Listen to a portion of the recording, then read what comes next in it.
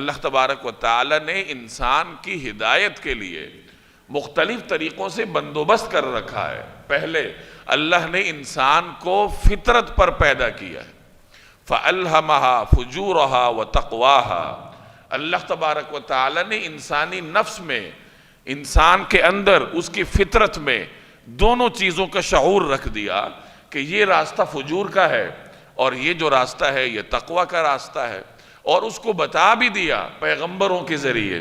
وحی الہی کے ذریعے، کہ قد افلح من زکاہا، کہ کامیاب وہ رہے گا جو تقوی کے راستے پر چلے، اور جو شخص فجور کے راستے پر چلے گا تو اس کے بارے میں فرمایا وَقَدْ خَابَ مَن دَسَّاہا، ایسا شخص کیا ہوگا کہ ناکام ہوگا، نامراد ہوگا۔ تو اللہ نے پہلے انسان کی فطرت میں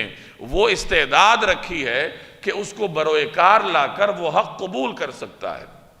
اور پھر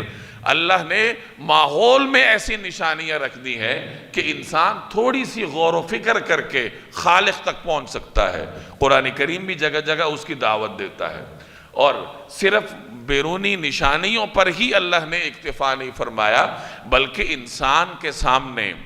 حق کا راستہ وضاحت کے ساتھ بیان کرنے کے لیے پیغمبروں کا سلسلہ قائم فرمایا، کتابوں کا سلسلہ قائم فرمایا۔